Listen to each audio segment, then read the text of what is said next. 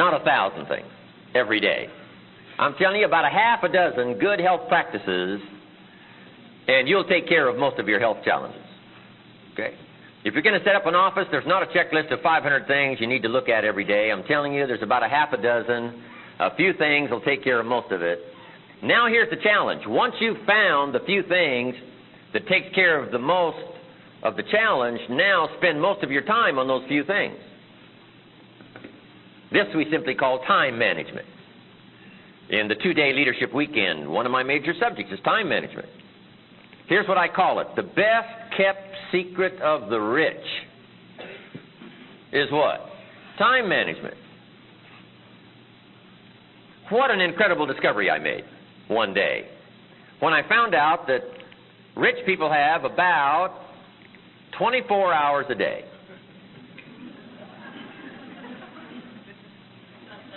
Right? And poor people have about what? 24 hours a day. Wouldn't that drive you mad till you found out what the difference was? How could you sleep nights till you found out what the difference was?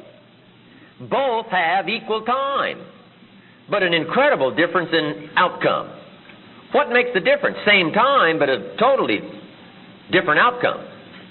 It's called time management. And here's part of it in a nutshell. Look for the few things that makes the most difference, then spend most of your time working on those few things. In our leadership series, here's what we learned. Here's why a lot of people don't do well. They major in minor things. They spend too much time on things that don't count. And what else? They spend too little time on things that would count. They've got the ratios mixed up. So we teach our children what? Don't spend major time on minor things, things that don't count. And don't spend major money on minor things, things that don't count. It's easy to get the ratios mixed up and suffer the consequences. In the last 10 years, a guy's bought 2 tons of donuts and 2 books.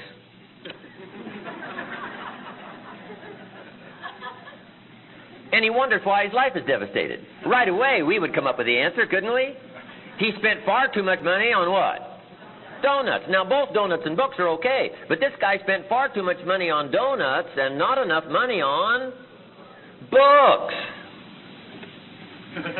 I'm telling you, that is the difference. The best kept secret of the rich. Don't spend too much money on things that don't count. Don't spend too much time on things that don't count. And don't spend too little time on things that would count. It's called the time management challenge. So, the few things, the half dozen, takes care of the big share of it. Good formula to use. Here's what we call these, half dozen few. Basics. Basics. Fundamentals. If you're going to play basketball, right? You're going to be a pro someday. Hey, you got to master the fundamentals. Not 1,000 things. A few things you get very good at. Then you add your own flair and your own personality. But hey, if you want to do something extremely well and get well paid, you master the fundamentals and master the basics. Now, here's what's exciting about the fundamentals of life. Just jot that down. The fundamentals of life. Here's what's exciting about the fundamentals of life. Number one, there's just a few. There's not 1,000. There's just a few fundamentals of life and living well, success. Just a few fundamentals. Here's what else is exciting. Once you know them, you know them. Once you got it, you got it. Okay. And here's what else is exciting. There's no new ones. So you don't have to worry about being surprised. Because fundamentals are what? Old. 6,500 years of written history gives us the fundamentals of life. And these fundamentals are old. You've got to beware of somebody who comes along with new truth. Say, no, truth is not new. Truth is what? Old. Old. Now, there might be a new way of looking at it, maybe a new way to apply it to the 20th century, but just because you've discovered it, it isn't called new truth. So truth is old. Beware if somebody says we've got a new fundamental. Say, no, that sentence doesn't even make sense. So be a little suspicious. Wouldn't you be suspicious of a guy who said we're manufacturing antiques, right? You got to come and see our plant work. You say, no. No, you can't manufacture antiques. Antiques are what? Old. Okay, so the stuff I'm going to talk with you about today, this stuff's old. Let's maybe take a new look at it and see if we can understand a little more about it, but let's talk about some old stuff, some old fundamentals, right? Basics, major pieces of the life puzzle. How long written history of human life? 6,500 years. So, basic stuff, fundamental stuff. Now let's go through it. Here's number one. In fact, we might all agree on number one of the 5 major pieces to the life puzzle. Number one is philosophy. Philosophy. Our ability to establish a philosophy by using our mind, the ability to think, to process ideas and information. What an important function this is. Using the mind, the ability to think, process ideas and information, and establish our philosophy. Our philosophy that dictates our dreams for the future, objectives and purposes and goals, and a reasonable plan to get there in a reasonable amount of time. That's our philosophy. And this is what establishes our philosophy. And here's what's unique. Only human beings can do this. Only human beings can establish a philosophy. Reorder your life anytime you want to. Other life forms can't do it. Only human beings. A goose can only fly what direction in the winter? South. How come a goose has to go south in the winter? Because he's a goose. Can't go north, can't go any other direction. Driven by what? Instinct and the genetic code. But see, that's not true of human beings. We're not just driven by instinct and the genetic code. Human beings can go north in the winter. We can go south, we can go east, we can go west. We can do anything we want to. We can tear up an old life script the last 5 years and design a whole new 5 years. Only human beings can do that. The only life form on earth that can do that. Establish a philosophy and change your life anytime you want to. Change your income anytime you want to. Change your circumstances anytime you want to. Change location anytime you want to. Change it all, do it all, go any direction. Only humans can do that of all life forms on earth. Now, what's important is to develop the ability to use all of these possibilities here to develop a more refined philosophy. It will help you to order your life, pick up the values that you want, and go for the treasures that are important to you. Philosophy. How important? Now, if you were to have asked me at age 25, if you would have met me at age 25 and you would have said to me, Jim Rohn, how come you find yourself living in America here and yet you're in such an unfortunate position? Pennies in your pocket after working 6 years, nothing in the bank, behind on your big mouth promises to your family. You live in America, you've been to at least 1 year of college. Wouldn't you legitimately have said to me, what's wrong here? If you would have asked me that question at age 25, it would never have occurred to me to blame my philosophy. That would never have occurred to me. I didn't know. And if you would have said, Jim Rohn, how come you find yourself in an unfortunate position here at age 25, embarrassed, I had more of a tendency to blame the government. It's those Democrats.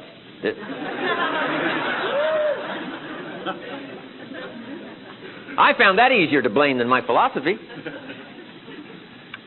I used to blame interest rates. I used to blame taxes. I used to say taxes are too what? High. Guess what the top tax rate was when I first started paying taxes? 91%. Top federal tax rate. Now the top federal tax rate is what? About 33%. But people are still saying what? Taxes are too. See, that old dog won't hunt, we say in Mississippi. How can you use that excuse? If the tax rate's gone from 91% down to 33, it can't be taxes while you find yourself in an unfortunate position. So I used to blame interest rates. I used to blame prices. I used to say things cost too much.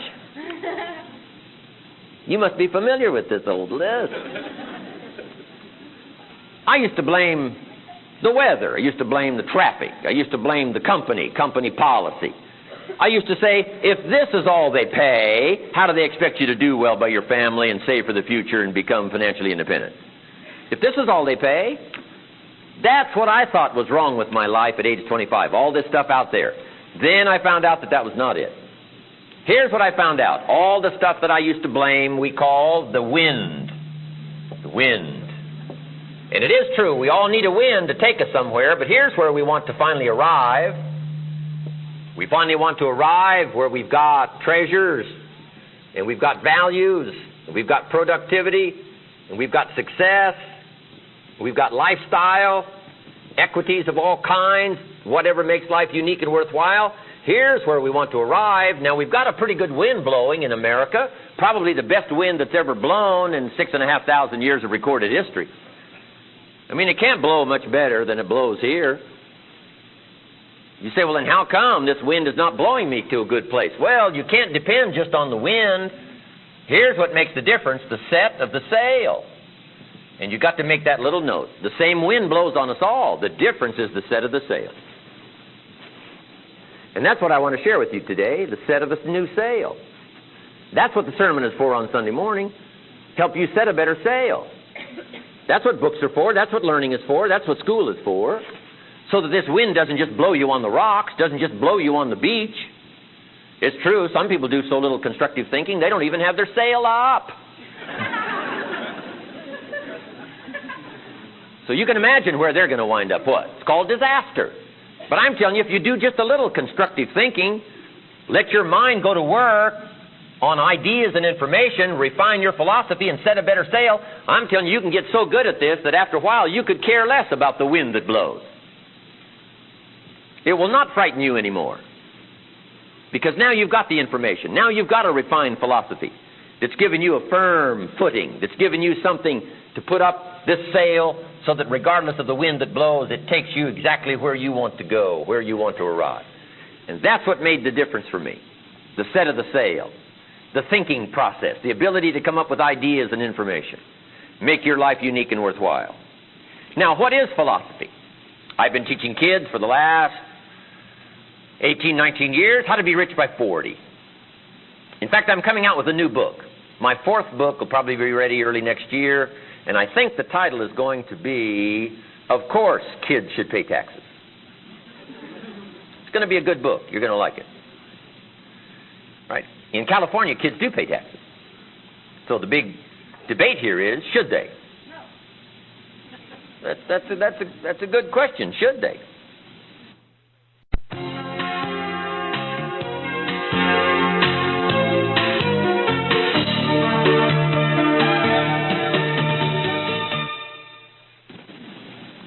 If an 8-year-old walks into 7-Eleven and buys something that costs $1, the proprietor now asks the child for, what, 7 more pennies. Kid says, what's this 7 pennies for? Proprietor says, well, that's the taxes. And kid says, well, I'm only 8 years old. Proprietor says, congratulations, you're my youngest taxpayer. Give me the money. So in California, kids do pay taxes. Now the question is, in the debate, should they? And my book answers that. Of course, kids should pay taxes. If you want to ride your bicycle on the sidewalk instead of in the mud, you have to pay 7 pennies. So what? Everybody has to pay. That's the ultimate part. Everybody has to pay. To keep tyranny over there instead of over here, you got to pay. Aircraft carriers are expensive. How much do you think they cost? We can't use used missiles. It's expensive, so everybody has to pay, including kids. So the debate is, should kids pay taxes? My book answers that. Yes, of course, kids should pay taxes. Now, I've been teaching kids how to be rich by 40. If you start as a teenager, simple, rich by 40. 35 if you're extra bright. And most kids think they're extra bright, so they go for 35. Or much sooner if you find a unique opportunity. I was a millionaire by 31, so you don't have to wait till 35 if you find a unique opportunity. Now, when I talk to kids about how to be rich and powerful, sophisticated and healthy and influential, once I get them sold on it, they say, okay, Mr. Rohn, I'm ready. How do I do that? Here's what I tell them. It starts with your philosophy. So now what do they ask me? What is philosophy? I mean, that's a pretty big word, right, for some kids. So let me give you my definition of philosophy that I give to my teenage friends. I figure if I can break it down so they can understand it easier, I can understand it easier. Here's what our philosophy is. Number 1, the sum total of all that we know. You just add up all you know. That's what helps to build your philosophy. And then here's number 2. It's not just what you know, It's what you decide is valuable. Because you can't do all you know. If you know 1,000 things, you can't do 1,000. So what do you have to do? You gather up the 1,000 ideas, then you got to sort through them. And do what? Decide which ones are valuable. If it's not valuable, hey, you don't waste your money. If it's not valuable, hey, you don't waste your time. But if it is valuable, you put in your money. If it is valuable, you what? Put in your time and effort, if it is valuable. So here's two things that establishes our philosophy. Number one, gathering knowledge. That's what school is for, gather knowledge. But that's not the only purpose. Or that's not the only way to establish a philosophy. Number one, we gather knowledge. Number two, we sort through it all and decide which is valuable, which isn't valuable. What not to waste your time doing, what to put your time to. Now that process establishes our philosophy. So now there's two parts to it. Here's number one. It's very important to know. You got to know. It's what I tell my teenage friends every time I get a chance to talk to a high school class or a college class, university class. You got to know. So pay attention to the information that's going on here at school. What you think of it, that's up to you, and what you're going to do with it, that'll soon be up to you. But while you're here, make sure you get it. I got a good phrase for my teenage friends. Here it is. Don't leave school without it. I mean, you know, don't walk out of here without some stuff for your head to ponder and think about. I told the Newport Harbor high school kids that there's nothing worse than being stupid. You got to know. Being broke is bad, but being stupid, that's what's really bad. And what's really, really bad is being broke and stupid, right? I mean, nothing much worse than that. Unless you're sick, broken, stupid. About as far as you can fall. Well, there's probably one more. Ugly? But, hey, that would do it, wouldn't it? Ugly, sick, broken, stupid. Life's worst scenario. So you got to know. You got to have the information. So since that's true, let's correct a couple of old cliches. Here they are. Let's correct them. This is an intelligent audience. Let's correct a couple of old cliches. Here's the first one. What you don't know will hurt you. Just make that intelligent correction. What you don't know will hurt your bank account. If you don't know, what you don't know will hurt your health. What you don't know will hurt your future, leave you with an empty purse and an empty heart. What you don't know. Ask a person who's 50 and broke. And just, a few little questions. What you soon find out what? Nice guy, but he just doesn't know. So you got to know. Here's another old cliche. Let's correct this one. Ignorance is not bliss. Ignorance is poverty. Ignorance is devastation. Ignorance is tragedy. Ignorance is illness. It all stems from ignorance. So you got to know. You got to have the information. Okay. Now, where do we get ideas and information that can help transform our life? Let's go through the information. Just take these notes. Here's number one, PE, personal experience. That's one way to pick up ideas from your own personal experience. One way to learn to do it right is what? Do it wrong. Now the key is don't let it take too long. If you've done it wrong 10 years, we suggest that's long enough. We don't suggest 10 more years just to prove a point. No. If you're broke at the end of 10 years, couldn't we evaluate that? Yeah. I meet Mr. Schoaf. I've been working 6 years. He said, Mr. Rohn, you've been working 6 years. How are you doing? I said, not very well. He said, I suggest you not do that anymore. Are you going to go another 6? Wouldn't you like the next 6 to be totally different than the last 6? And I said, yes, sir. Then he said, we're going to find out, first of all, where you've messed up. We're going to change that so that the next 6 are totally different than the last 6. And the reason human beings can do that is because they're human beings. Not a goose, not a spider, not an alligator. Human beings can tear up the last 6 and develop a whole brand new 6. Anytime you want to. I did it. If I did it, farm boy from Idaho, raised in obscurity, there's anybody in this room that can't do it. So, number one, learn from your own experience. Here's number 2, OPE. Just jot that down. Other people's experiences. That's why I'm here. I'm one of these other people.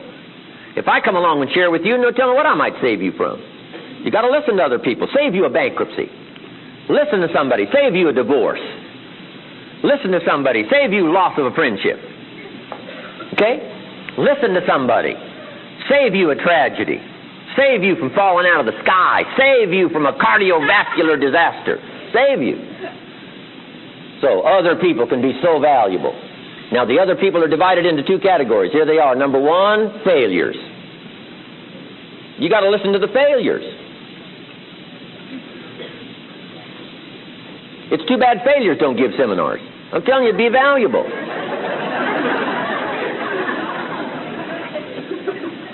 A guy that's messed up his life for 40 years. You just got to say, John, would you spend a day with me? I'll bring my journal. Take excellent notes. Tell me. Good-looking guy like you, got a beautiful family, every reason for doing well, threw it all away. Tell me how you messed up. I'll take the notes. So here's the clue. Learn from negative as well as positive. Learn from failure as well as success. That's why the Bible is such a good book. I'm an amateur, but I'm telling you, it's a good book. Why? It's got a list of stories on both sides of the ledger, human stories. One list of human stories in the Bible is called examples. Do what these people did. Look how it worked out. And the other list is what? Warnings. Warnings. Don't do what these clods did. It's disaster. What a good book with 2 sets of stories on the positive and the negative side. So learn from failure as well as success. In our leadership series we teach, find out what poor people read and don't read it. Gosh, this stuff's easy to learn. Find out how they talk and what? Don't talk that way. Find out the language they use and don't use it. Find out what they blame and get you a different list. I'm telling you. Learn from failure. Learn from tragedy. Okay, now here's the other side. Learn from success. People have got something going of value that you could learn from. Whatever the value is. A mother who has magic with her children. Wouldn't you want to know? Of course. You say, Mary, would you meet me tomorrow morning for breakfast? Neat little cafe. You won't believe the service. I'll pick up the tab. She says, okay. She meets you tomorrow morning for breakfast. You say, Mary, I got to know. Where did you get this magic with your children? She says, well, to be honest with you, up until 3 years ago, my kids were out of control. And then I read this book. I went to this class. And they gave me a little 1, 2, 3 program. And I've been using that now the last 3 years, and that's how come I got this magic with my children. Would that be a valuable breakfast? Would you pick up the tab? Of course. Here's what can save you so much heartache and put you on the road to wealth and power and success, and that is picking up the information from other people. Now, here's part of how you do it. Number 1, observe, watch what's going on. Some people are doing it right, and what? Some people are messing it up. Just watch what's happening during the day. Watch what's going on. Here's a good phrase to keep in mind the rest of the 90s, getting ready for Century 21. Pay attention. Don't just stagger through the day. In leadership, we discuss, most people are just trying to get through the day. Here's what wise people learn to do. Get from the day. Learn some lessons before the day is over by just watching what's going on. Here's number 2, and that is to listen. You've got to become a good listener. Now, it is challenging, listening well. Here's why. So many voices want our attention. How do you sort through all the voices today? I'm telling you, it's a challenge. Radio voices and television voices and religious voices and advertising voices and commercial voices, family voices, community voices, political voices, voices of all kinds. How do you sort through all that and not waste your time on voices that don't count? I'm telling you, it's a challenge. But you got to do like tuning in your radio. Tune out the static and tune out the shallow and tune out the silly. Find a voice of value, stay for a while. Keep tuning, find a voice of value, stay for a while. That's the clue. On Sunday morning, we ask you to come and what? Stay for a while. Listen to a voice of value. We ask you to come to a seminar and what? Stay for a while. That's why we put some of this stuff on cassette tape, so you can stay for a while. When your hands are busy and your mind is free, turn your car into a mobile classroom and just stay for a while listening to someone that has something valuable to share. So, here's what we've got to teach our children in the 90s, parents. Here it is, the skill of selective listening. Don't spend most of your time on voices that don't count. Going to add too little worth to your future. Don't waste your time on the shallow and the silly.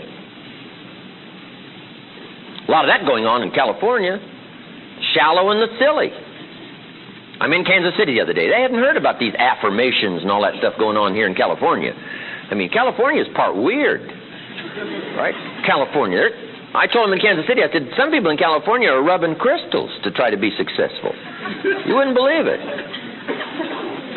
Some are what? Sleeping under pyramids. I mean, California is part weird. Affirmations. Multi-track.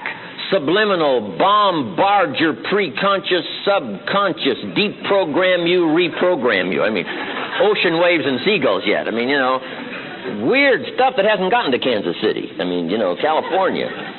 Unbelievable. I said, some Californians are moving to Sedona, Arizona, where all these force fields are supposed to come together. And if you rub a crystal and sleep under a pyramid in Sedona, right, then change your life for the better. But hey, forget all that. When I talk to teenagers in my lectures, colleges, high schools, they're so happy to know they don't have to move to Sedona, right? Become rich and powerful and sophisticated and healthy and influential. So don't fool with that stuff. We don't have to teach our teenagers how to channel, find a 2,000-year-old guru. We don't have to do that. I'm telling you, it's too easy to get rich. Don't have to fool with the silly stuff. Right? Some of that's dangerous anyway. Kids are afraid of it, right? So don't fool with that. You'll be out on a limb with Shirley if you fool with too much of that stuff. Anyway.